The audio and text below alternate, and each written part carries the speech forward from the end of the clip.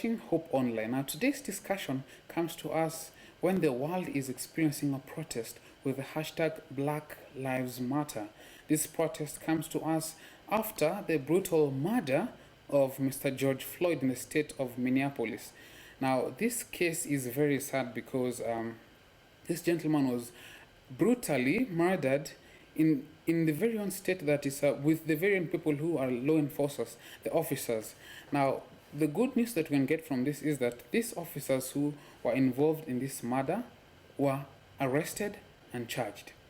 Now, I remember of a good gentleman, Mr. Martin Luther King, in the civil rights protest in the 1960s, where he made a startling statement that I'd like to start off with this conversation. He said, I'd like to go through. He said, "Injustice anywhere is a threat to justice everywhere." He also progressed to say that darkness cannot drive out darkness. Only light can do that. Hate cannot drive out hate. Only love can do that. A riot is a language of the unheard. In today's discussion, we'll be asking, should Christians protest? And I'm glad to be joined by Mr. Justus Nyang'aya, who is the former country director of Amnesty International. We'll also be having Pastor Samuel Makori, who is the president of the East Kenya Union Conference. They'll be helping me to understand if Christians should protest. Welcome, gentlemen. Thank you. Thank you. Now, first of all, let me start off with you, Justus. You have been able to work with Amnesty International, and it's an organization that works on, rather talks about human rights. How did you feel watching the murder of George Floyd? What was running through you? Justus? I think thank you very much, Samuel. The murder of George Floyd in the U.S. Was beastly, to say the least. Mm-hmm. Something that cannot be allowed to happen in the modern world. But because things have been happening like that in the U.S., it's almost a systemic issue that we have had in the U.S. Right from the days of the slave trade. Things have not changed very much. And George Floyd's death is not special because people have been killed in worse circumstances than George Floyd. Yeah. And there are many. And what therefore made the protests take off is to say, enough is enough. We cannot have a government that allows something like this to happen, and yet they are the champions of the Bill of Rights. And I think this is what made people very, very angry. So looking at it from where I sit, I say, this is what's happening in the U.S., but this is also what's happening in other parts of the world. It needs to stop. But who is going to bring it to a stop? That is the question. Very true, and we'll be coming into that. Let me bring you, Pastor. Now, a prominent speaker called Reverend Sharpton in the funeral service of George Floyd, he made a startling statement. He said this, that we cannot use the Bible as a prop. How does that sit with you, Pastor Makori? Well, Sam, thank you very much. Let me begin by speaking to the injustice that we saw on TV. Okay. If you ask me what is my reaction, it is simple, it's wrong, it's criminal, it is sinful. There's nothing right with it. We even don't give it any percentage. It's 100% wrong, it's 100% criminal, it's 100% sinful. And as to, we cannot use the Bible as what you say? A prop. As a prop.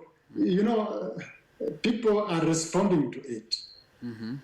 And as we shall pick up the issue, is I'll see where we use the Bible in perspective. So I don't know what he was thinking. Probably I should so when we present come Bible there in is when I context. will speak, and then you know whether how to use the Bible in such circumstances. Probably let me present to you the context of which he made that statement. His context was in Yes. line to speakers, rather speakers, spiritual speakers, pastors, reverends, and such alike, who are using the Bible to be able to more of settle in the issue and tell people relax. And I don't know if that sets, how does that settle with you? Even adding it to what he said. Because his context was, we should not use the Bible as a prop in a way to silence the protest. Do you think the Bible has been used as a prop, Pastor Makori? Well, the Bible has its own purpose. It's not going to be used for things that happen now, but it gives us broad principles. So we cannot just look for protests here and there, protests here and there. I know there are several places where people protested, and the Bible has recorded it. That's the time of Rehoboam. You know, when Rehoboam mistreated the people, I mean, the people came and said, your father Solomon mistreated us. And they came with a request, which was turned down at the advice of young people, because that's what the Bible tells us. And the end of it was a protest. So the Bible records a protest which brought the division of Israel into two. So the Bible records that. And several other places where it records the protest. But the main teaching of the Bible is not how to react to circumstances, but how to run broad principles in handling circumstances there. So you can't open a verse to see if it teaches whether we should demonstrate or not demonstrate, but it gives us principles on how we behave to emotionally charged situations like that of the US. Let me come to you, Justice.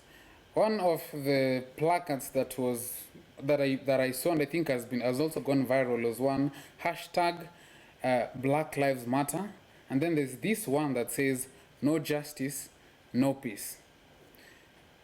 Plainly, that can come out as if we are not having justice for the murder of George Floyd, then violence or other state of anarchy is what is going to be experienced.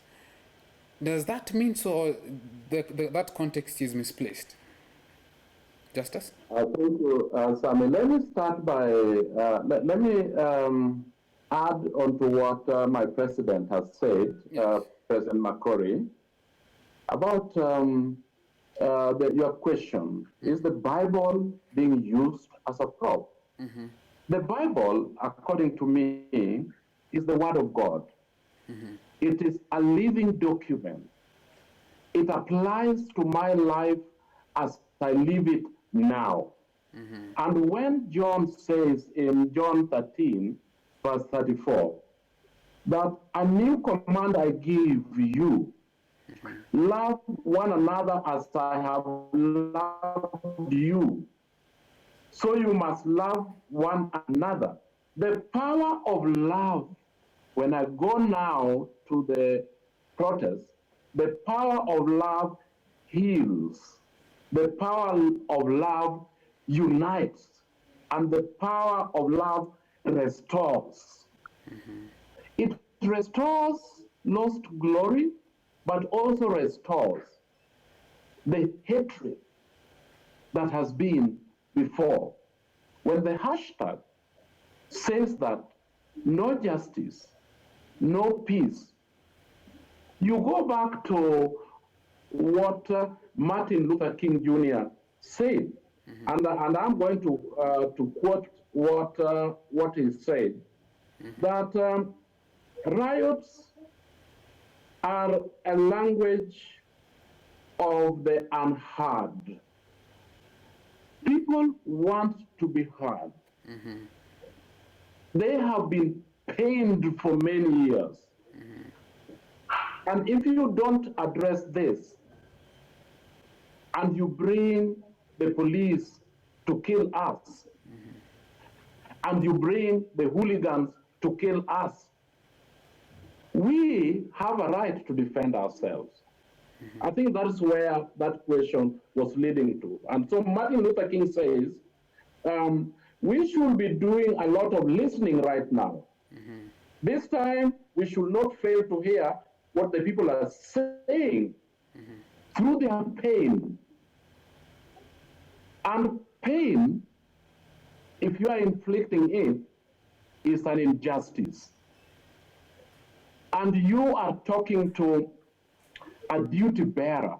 The buck stops with the executive, the president. If they don't protect and respect, that is a failure in the hands of the executive. And so, if people are not respected, they go out onto the street to protest. Okay, now, somebody who's watching, thank you so much, Jester. Someone who's watching right now will be wondering, why are we bringing in a foreign issue, quote unquote, something that is happening in states in Kenya? Now, the reason why I consider this discussion very vital is that it's either one, you're affected or infected. You're either having a relative in the States, or you have, like me, have some few nephews, or rather you have applied for a green card. That environment is going to be exposed to you. So if anything, we need to be equipped with knowledge that is going to help us understand how we're going to respond. And I'd like to come to you, Pastor Makori. Yes. The Constitution says that we have the right, the Bill of Rights, that is, the Bill of Rights says that we have a right to protest. Now, the question I'll ask, are we Christians allowed to protest? Let me say this, Sam. Yes. That the question should be, are we supposed to respond to an injustice? Because to me, it's a fundamental question. Please are tell me we the difference. supposed to respond to an injustice? Because protesting is a method of expressing yourself, of responding. That's true. So should we express our disgust against an injustice? Yes. Should we respond to injustice? Yes. The Bible tells us we must speak against people. That's why the prophets of old were sent to speak against injustice, against oppression, against violation of human rights. And see, all the prophets had that. So are we supposed to respond? Yes. Now the question is, through what method? That's when we come to the demonstration or protest. So to me, is the fundamental question is, are we supposed to respond as Christians? Yes. If we keep silence, it is sin to keep silence. While the Bible tells us we must respond to those things. Then now, how do we respond is, I can say some, protest is one of the many, many methods of responding to an injustice. And if you ask me, I will say yes as a last resort. If there are no other methods, then we can do it. And when we come to that, you know, the very nature of protest is, it is just a spontaneous reaction where you come to, if you have demonstrated for 1 hour, you come to assess it, you wish you never went into it. So if it is protesting to me and it's organized by Christians, we should protest the right people. We should make a peaceful march to State House, to White House, to the legal systems, use all these legal systems, even if it is our lawyers going to present our petition against the government. We can collect signatures. You know, there's a protest. Signatures millions and millions and take it to the president's office. That's a civilized protest as far as I'm concerned. Let me come to Justice. I'm looking at the practicality of As a last resort. Okay, Sawa. Let me come to you, Justice. I'm looking at the practicality of a protest. Let's bring it closer home. I've not been privileged to witness a lot of peaceful protest of such a nature. Is it practical in our country, Justice?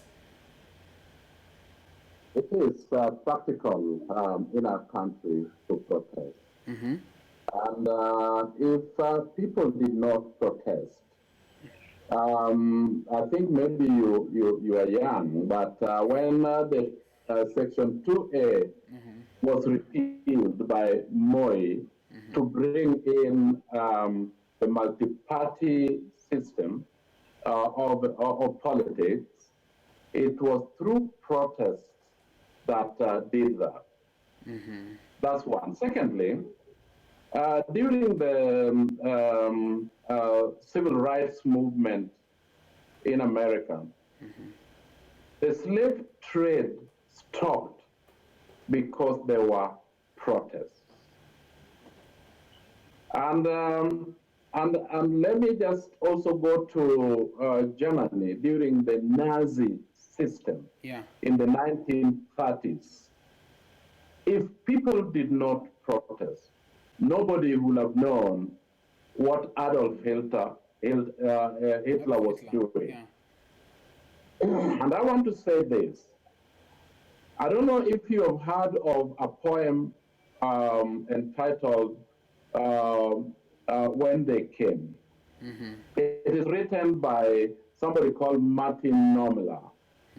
When they came for the socialists, I did not speak.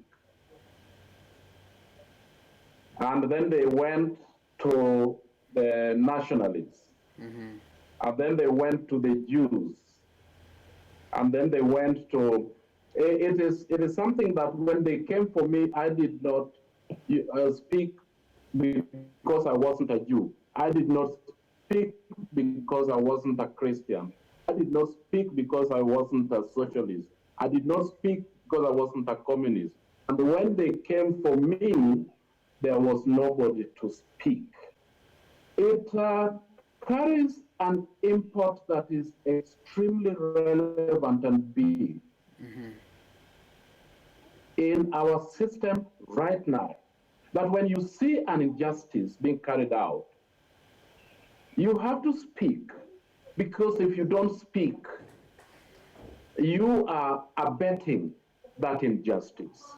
And that is the reason why the good Samaritan in the Bible is popular, because people passed that person that was injured, people that should have taken notice, and because they were busy and they didn't care, they passed and they went away. That part of the Bible is living, is relevant to us right now. And protest is to the unheard. The powers that be hear it and respond. And it is supposed to be done on a short-term basis. And then my question would be, Justice, why are we not seeing more Christians out to protest? Why are we not seeing more Christians out to protest? I think Christians do come out. During the civil rights movement, it was the church and it was the trade union. You're People referring were organizing around those You're referring areas. to the period of 1960s, which I acknowledge. But let us progress to the 21st century. Right now, if you ask me, we are relying on activists and organizations just like you to represent us. Why are we still not seeing Christians in the forefront? The church, so to speak, in the forefront. Let me say something. Pastor Makori, just as a minute, yes? I think oh, sorry. Did you give me the chance or you gave the president? Let Mr. President speak and then I'll come to you, Justice. Okay. What I'm saying is, I have read protests and strikes and everything and they all have one characteristic. It's not easy to control them. It's not easy to channel it, to bring your agenda to conclusion. And you do not know who is in the protest and what motive somebody has. Most of the things become a pretext to loot, to destroy property. At the end of it, you are fighting for a crime, you commit another crime or several crimes. That's the trouble with protests. And that's why Christians don't find it as the first option because of how to manage it so that it is driven to give you the desired end. That's why I say if protest has got to be there, it should be one, the last resort, and two, done in a way that is not haywire, that is not left to have its own way. Okay. Like what I said, we can protest through a petition. A petition is looking for signatures. You see how politicians do. They go and collect collect signatures, and then they force a petition, which is allowed in law. That's one form of protest. Okay. Something like that, or multiple press releases and all these things as you move that one. But these disorganized protests, you just want to stop a crime and in the end commit 10. And then 10 crimes will not correct the first crime. No, that's why Christians do not go for protests as a first resort. Okay, thank you so much, Pastor Makori. Justice, your comment? My comment is young people protest now and protest very strongly, and things have changed in this world because of that. Let us look at the Arab Spring. It was as a consequence of young people making a statement that overthrew a dictator in Egypt. Let us look at the young people in Sudan last year. They made a change. You're talking about let us look at let us look at our own situation in this country. The population of Christians is 70%. When we see people going onto the street to demand that justice be done, are they heathens or are they only Muslims? No, they are Christians. But they are Christians that have chosen to work from different platforms. Different platforms because the churches sometimes are too timid and too scared to offend the status quo. And that is what happened in Rwanda. The churches did not take a stand when millions of people were being killed. And I think that is the problem that young people have with churches now. They say, where are the churches in 2006, 2007, a carnage when people were being killed in this country? The voice of the churches were not heard. Thank you so much. And they were, and I think that's why young people are saying that churches are not, that Christians are not involved. Christians are involved in different platforms. Thank you for bringing that comment, actually, and I'd like to bring you Pastor Samuel Makori. Now, in my research in this particular discussion, I was able to get to a book written by Alan Gold in regards to this particular subject. And forgive me if I'm wrong, rather correct me if I'm wrong, in some of her writings from, that is, Desire of Ages and some other books, I'll be sharing them on the link, which will be running on the screen. some of her writings are displaying a sense of, she acknowledged, especially when she was writing about racism and the treatments of the blacks during the 1800s, during that period. She was responding that she could see the injustice, and her comments were pretty much in line that she was suggesting that let us transform the human heart, and then the action of injustice will come to an end. But that is from one perspective. The other perspective, someone will argue and say that she was not candid, or rather brave, so to speak, to say that let us go to the streets and protest. I don't know if you've gone across these writings, and what would you say about this? That's very interesting. Leave the era of Ellen White. Not the era of Jesus Christ. When Jesus Christ came here, there was slavery of the worst order. Slavery worse than that of the first century. I mean, of the American 1777 and onwards. And Jesus came here and gave us an example. And I think that's where Ellen White is speaking from, the principles. Jesus Christ came here. He would have declared the zealots. You know, there was a group that was ever demonstrating called the zealots. Yeah. There were the Pharisees, there were the Sadducees, and there were the zealots.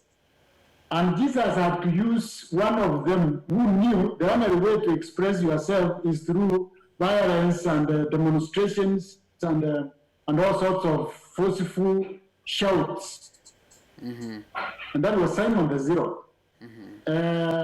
But Jesus never ever told people to go to the streets and demonstrate against the evils of society. What he did was enlightening them. He taught them what they should do. Remember John the Baptist, people came and said, what should we do? He said, leave oppression, don't oppress. The police came and they spoke. So that is why when we put together Ellen White's counsel, is we should be active in voice and pen. Now that's how we should respond. If you read and put our writings together, voice and pen. Voice in teaching against the evils against that. And our church has the structures, the local churches, Bible study. Let's use it. And then channels like these ones, let's speak against it openly. So that if it is, yes. I'm sorry to cut you in right there. You've made a comment that I'd like to have a follow-up on it. Somebody said this also in reference to Ellen White. He said this, Ellen White's writings are teaching to enrich our hearts and minds, enlightening us. But she never gave practical solutions as to solve this. Now, you've presented a dichotomy. This is what Jesus taught, and this is what Ellen White taught. There's a balance of where they meet. My question will still be in line to protest. Now, can you present this? Yes. Well, protest, I've said there are very many forms of protest. You are talking of one protest that is disorganized and is in the streets. People lie down and do all kind of gymnastics. No, that's what you're talking about. But there are also other protests. The protests where people have gone peaceful marching, as Justice said, all the way you march and say we are not leaving State House until this thing is done, where you do to the legal system. You know, those are the kind of protests we are talking about. But with us, we are only talking about one aspect of protest. So Christians are protesting. Ellen White also said that, yes. Would you say Ellen White's writings present an aspect of timidness to the Christians who are going to read her books? No. It doesn't, unless you read only one statement and make the whole message. Okay. When you read all of it, I told you the summary is respond through pen and voice. Voice is this one where you are talking, preaching, when you are preaching. when you are writing something, and if that one doesn't work, then peaceful, like petitions, you get signatures, walk this place and have it. You know, if all Christians, for example, from all persuasions, like the Seventh-day Adventists, you know, has issued a statement, and a long one, and it is all over and they took it to State House. This is what we are talking about. So Adventists have already protested by pen, and they have taken it to there. So are Christians protesting? Yes, but in a different way from what we are seeing. While others are on the streets and shouting, destroying property, the Seventh-day Adventist has made a protest on pen and taken it to the authorities. Thank you so much, Pastor Makori. Let me come to you, Justice. Somebody will argue it in this line. For America to have to go to the streets, let us use America in case in point. For America to go to the streets, that means that they have tried all other means. Could we say that the legal system is slow for us to be able, for us to have a reason to do protest every month, so to speak? Justice.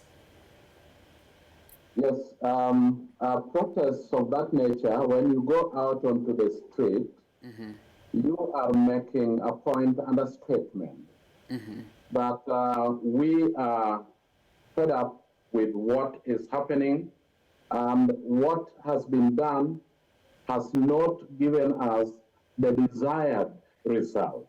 And the result that we have been looking for here is to be respected and to be protected.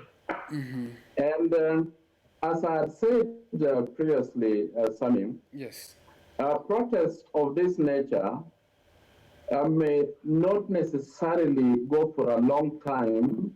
They are meant to be for short-term basis to make that step. Is reforms and go into the statutes and the laws and the attitude of people, both in government and general citizens. And the Americans themselves, and especially blacks, and now Caucasian white, all over the world, are saying this is wrong. We are standing in solidarity with blacks being killed, the injustice being visited upon them, and we want America to change. And how this is going to be sustainable is through attitude change, but also through reforms in legislation. This is what needs to happen. Now, my director is telling me we're coming to a close, and I'd like each one of you to make a statement. Pastor Makori will be coming to you to make a statement of the church position in regards to protest. Let me start off with you, Justice. Now, having been that you have served in an organization which has championed issues of human rights, what will be your point to the Christian who's watching right now? The statement that I would like to share with the Christians that are watching is that if you have a gospel that does not force you to go out and try to change what is wrong, that is a wrong gospel. The gospel requires of us as Christians to be the salt of the earth and to be the light to people, but to also be peacemakers. If we don't have those three things, or four: love, salt of the earth, light, and be peacemakers, we are losing it. If all Christians were to go out, like my president has said, go to protest in the streets peacefully, make a statement, that statement will be sharper, much more clearer than writing a letter. Wow. People don't read those letters, and I assure you, because they have lots of other things to read. But a statement that you have, which is a gospel of truth, of love. That is the gospel that I would like young people to go out there to spread. But also, those who are getting involved in banning, in destroying, are people that are hijacking your own protest, and they need to be kept away because they are criminals. Thank you. And if you don't go there, then it's the criminals that are there. But if you go there, and I have done it, I've gone out and we have had peaceful protests, aware that criminals will hijack, and we stop the criminals. And this is something that can be done. And I believe that all young people, all young Christians are called to be keepers of each other and one another, and stop injustices happening in our own context. Thank you. Thank you so much, Justus, for your time. Thank you for your input. Pastor Makori, kindly speak to us, give your last statement, and also the voice of the church. What I want to say, Sam, is injustice is unbiblical, is sinful, and we need to respond to it using as many methods as possible. And if we finally, hoping we will not use protest, because protest is really hard to manage. It is easily said than done. All these things that are very highly emotional, like the one in the US, it did that one because the person who committed the crime did it in the glare of every person and very brutally. And that now made people go into the streets emotionally. And then that's why you see all the fires and everything and the destruction. So I'm saying that the church will always condemn it and find ways that will not ultimately commit a worse crime than the one you are supposed to solve. That's what I want to say. The church is against all that kind of injustice, but we find a good way of responding and protesting against the injustice. Thank you so much, the President of East Kenya Union Conference and also the Executive Director of Lead Africa. Thank you so much for your inputs, and I'm hoping that you who's watching right now have been able to learn. One thing that we are borrowing from this discussion is that we have a moral responsibility. Just like Pastor Makori said, we have to respond to injustices. And also to pick it up from what Justus has said, is that we who are going to take up the path of protest, that is going to be hard. It's going to be a statement. But even so, we do not support looting. We do not support other criminal activities that may happen in such a protest. If so, we have a range of ways to protest. After all, Adventists are protesting, aren't we? Let's seek for ways to be able to voice our concerns let's look for a way to voice our concerns to injustices. Thank you for watching Hopeless, and I've been your host, Sambo Man.